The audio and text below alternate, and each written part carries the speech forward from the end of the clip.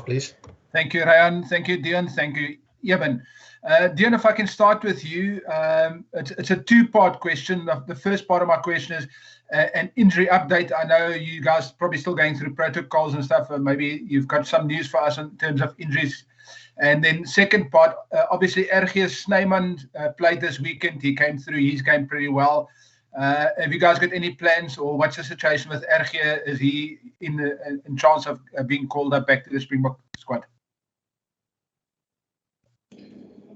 In the first place, injury update, the only player at this stage that injured is Marco van Staden. He injured his shoulder, so he didn't take part in the training today. The rest of the players were all able to train. And then in terms of RG Snyman, RG was still part of the big picture of the bigger squad, but at this stage we haven't spoke about him. As we are just focusing on ending the rugby championships. Thank you, Dion. Ken Bowler. Thanks, Sean. Morning, Dion. Morning, Eben. If I can just direct a question to each of you, please. They're linked. Dion, the Springbok line-out on Saturday was magnificent, really. I mean, there was so much variation. You guys were totally dominant there. You must have been really pleased with how that went. And for Eben, you've been around for a long time. Do you feel like the Springbok line-out play is getting better and better? And it looked like that was a real step up on Saturday. How did you feel about it?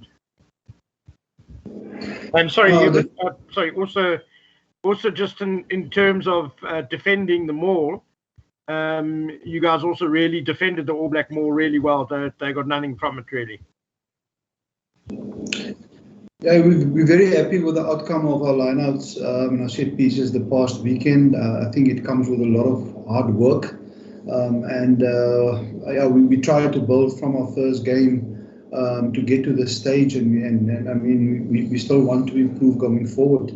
I must give credit to the team leaders, the line-out leaders within the group, guys like Lore Jager, Eben himself, Dwayne Vermeulen. It's always a collective effort. We look at different pictures and we try to get agreement in terms of a plan going forward for every game. And obviously our plan worked from an attacking and defensive point of view this weekend. And the execution of the guys were really good. So hopefully we can build on that going into this week's game. Yeah, just to latch on to that, I think like Coach said, obviously a guy like Loet and Frank Mosse, they're the two line-out callers. So I mean, they sit with Coach Dion on Sunday, Monday evenings and just go through the whole plan. So obviously the plan worked nicely for this game. It's always good when the plan works, and also on the contesting and the mauling. I think something we looked at, and also I mean the plan worked for this weekend. So it's obviously every week there's new plans must be made. So hopefully we can make great plans this coming.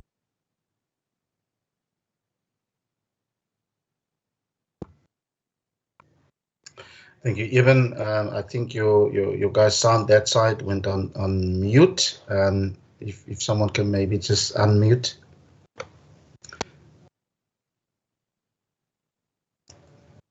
Can you hear me? Yes. Yeah. That we back. Thank you, Eben.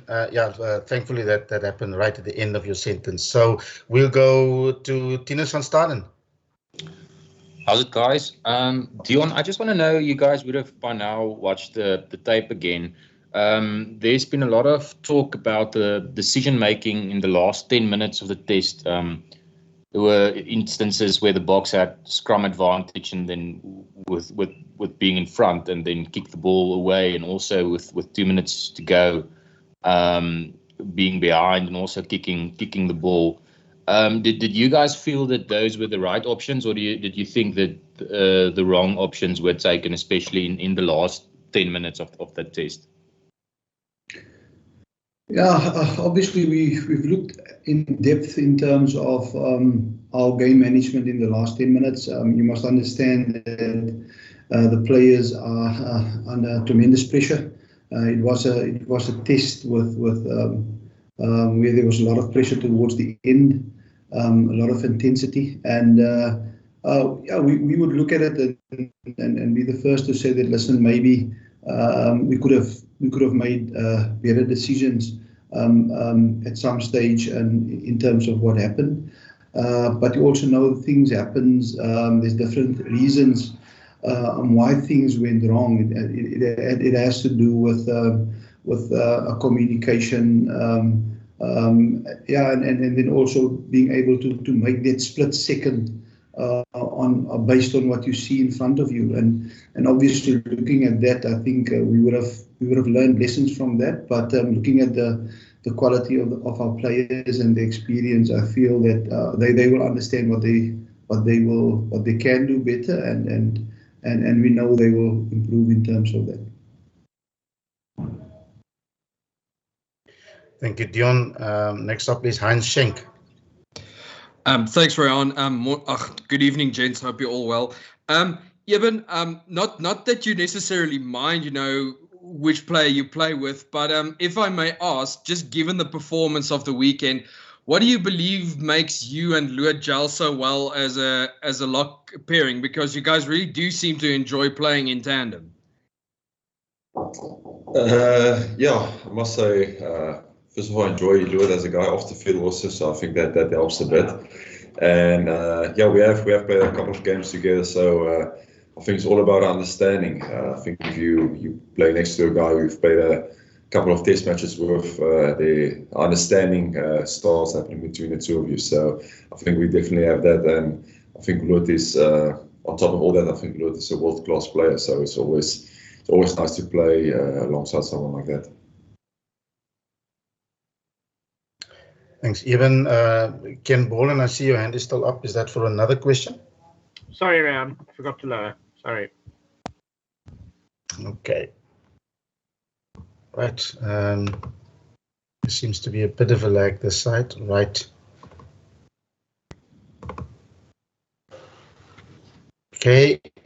Are there any more questions? Seems like okay. Right, I see Robin Duke is up, and then Jan de Koning. Robin, you go. Yeah, just on you, Eben. Obviously, the championship is gone now. With the game against the All Blacks on Saturday, do you guys take it as to sign off in style? Just a last push to the baby. With what is left in the tank, just to go all out there and then save your pride. Having lost these 3 matches. Robin, Robin, it's very difficult to hear what you're saying, but is it something along the line of being determined to end the tour on a high, or? Okay. Apologies for. Yep. Okay. Let's move on. Let's move on. And Mark Gleeson, you're up next. Thank you. Thank you very much. Can I ask Robin's question again to Eben about signing off this tour in style and making up for what was a disappointing game at the weekend? What the sort of the motivation for the last game? Yeah, I'll go that one now. No, obviously the motivation is you play for South Africa. I think it's always a big or huge honor for us to play in a Springbok jersey. Doesn't matter the opposition who we play. Obviously, we've got 4 test matches left for the year. 1 in the Rugby Championship. Obviously, we couldn't win it this year, unfortunately not. But I mean, we're going to go out fully prepared for this coming Saturday, and we'll be excited. There'll be a massive buzz in the team to play against them again and hopefully get the result. And then obviously we look ahead to November. We also have another 3 test matches. So I mean, there's still four test matches left. 4 opportunities to represent South Africa, and I mean, for us as a group of players, that means the world to us. Thank you, Eben. Mark, does that answer your question? Thank you. Right, we go over to Jan de Koning, who's up again. Jan? Thank you, Ryan. Dion, just to follow up on the question you answered earlier about the decision making. It's not just in the last 10 minutes. We know Test rugby is narrow margins at the best of time. Against the All Blacks, those margins become even less. What would you do, or how do you get the players to actually make better decisions? I mean, I know it's in an intense moment of the game, but surely there's some preparation you can do to give the guys maybe a bit more freedom or prepare them better so that they can make better decisions on the field. Now, obviously, in training session, we try to paint scenarios in terms of what we can expect or what happens in past experiences, and then expose the players towards that and challenge them to make better decisions in terms of that. But as I said, there's a lot of things that goes with that. Sometimes it's a good decision, but the execution was not right. Sometimes the decision is wrong. So yeah, the more you put players in that scenarios, and the more you use the width of the field in terms of your systems, in terms of what you want to achieve. If the players work towards that, I say the more they're exposed in terms of that, the more they play together, the better decisions they make when those decisions happens again, or when that scenarios is in front of them again. Thank you, Dion. I see Tinus van Skaren, you up again. Yes, thanks. Heinz asked about the lock combination, but another combination that seemed to work really well this weekend was Sia and Kwagga on the flanks. And it's interesting because there was a lot of talk beforehand about Kwagga's selection.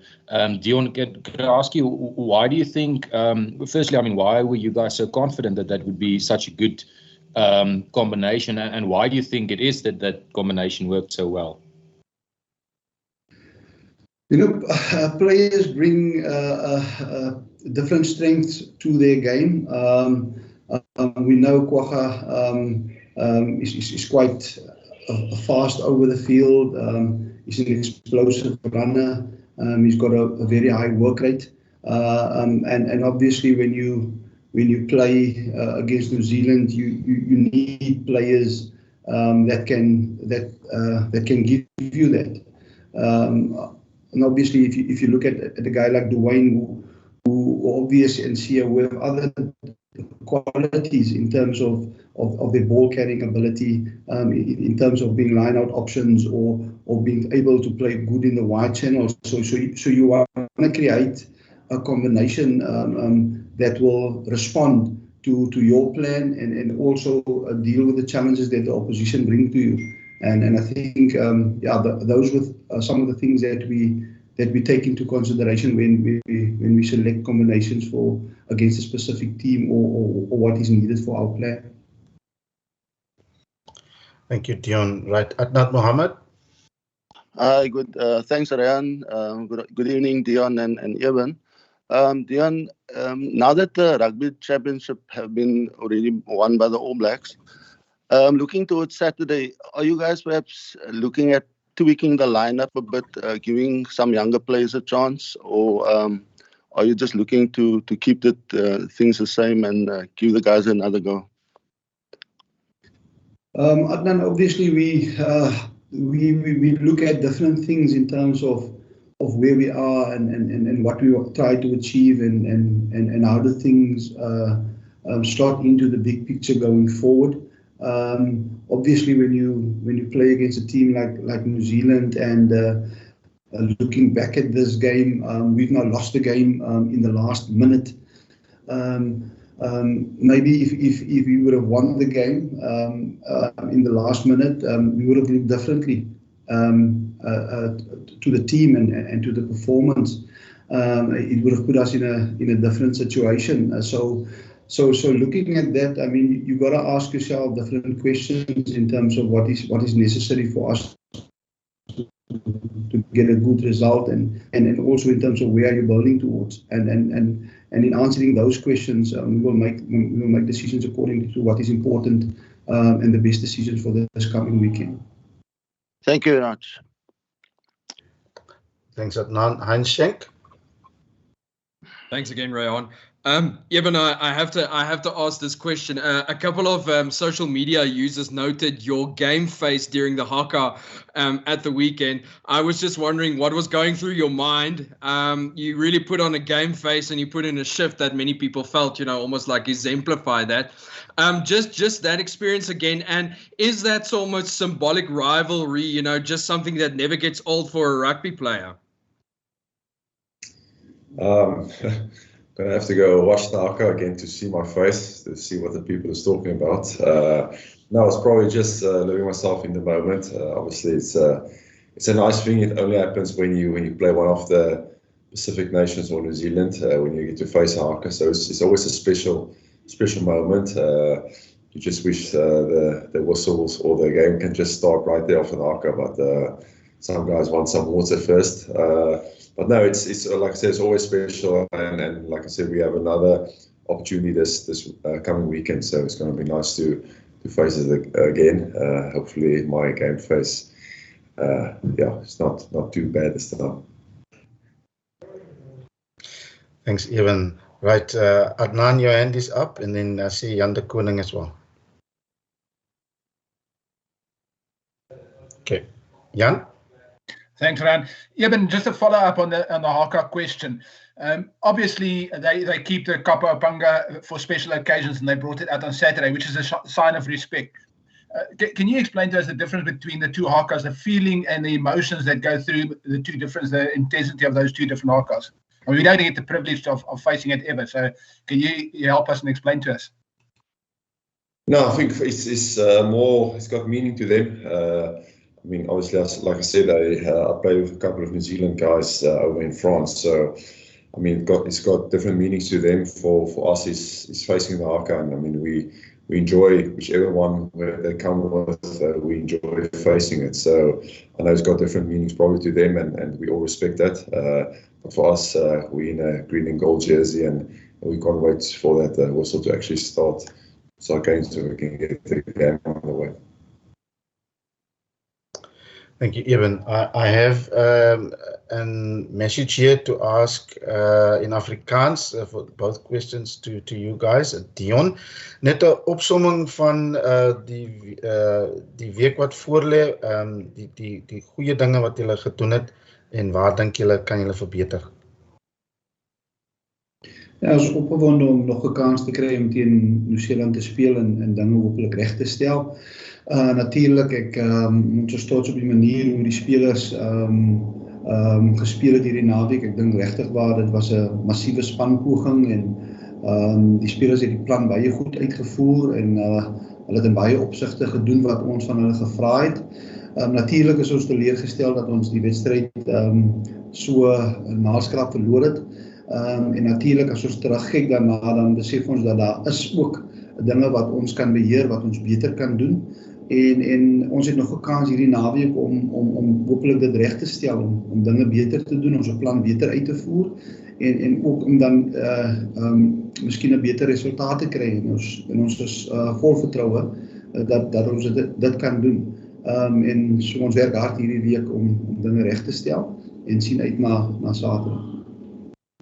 Voordat ek vir Ewen vra, dan net weer laastens, net om op te som dit wat jy gesê het oor die besering en wie's beskikbaar en sovoorts. Nou, in terme van beserings, het is net Marco van Staden wat 'n skouerbesering opgedoen het, so hy kon nie vandag aan die oefening deelneem nie. Die res van die spelers was almal op die veld en is reg om oorweeg te word vir hierdie Saterdag se wedstryd. Dankie Dion, en ons gaan afeindig met Ewen met 2 vrae. Ewen, ek is gevra dat jy moet net herhaal in Afrikaans, indien moontlik die vraag wat jy, die antwoord wat jy gegee het vir jou vennootskap met Loot, in terme van julle twee se vennootskap en hoekom jy dink dit werk en sovoorts. Ja, ek dink die vennootskap tussen my en Loot, ons speel 'n hele paar jaar saam, ons het 'n hele paar toetse saam gespeel, so jy kry amper daai jy verstaan mekaar amper op die veld as jy so baie saam speel, jy oefen elke dag saam en ons is 'n goeie balle van die veld af op so dit help natuurlik en dan obviously is hy 'n ongelooflike speler, wêreldklas speler, so ek meen is altyd lekker om te weet of op 'n veld uit daar om te weet jy saam met so 'n speler van gehalte wat langs jou sak en speel. En dan net laastens die uitdaging nou eerskomende Saterdag, dit was so byna asof die Bokke die wedstryd gewen het, 'n baie beter vertoning as aan die vorige wedstryde.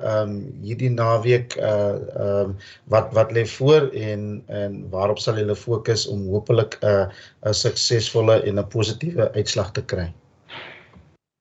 Ja, ek dink was definitief 'n beter vertoning, maar ek meen ons sy ooit in 'n Springbok dry speel en jy's gelukkig met 'n verloor aan sy op 'n verkeerde plek, is natuurlik iets waaroor ons nie happy is oor nie, en ons weet ons kyk nog meer met lig hierdie komende naweek, ons kry gelukkig weer 'n kans teen Nieu-Seeland, so dit is 'n ongelooflike challenge en ons gaan die week sal ons goed hard prepare en dan ja, Saterdag op ons vir die regte resultate en so ek sê, ons gaan nooit praat hoe goed ons gespeel het as ons verloor het. Dit is nie waarvoor staan ons. Goed, Eben en Dion, baie dankie. Dit dan wat ons media vandag betreft. Ladies and gents, thank you very much. There being no questions in, I will end today's session. The next media opportunity is tomorrow evening with the head coach, Jacques Nienaber, and a few selected players when we announce the team for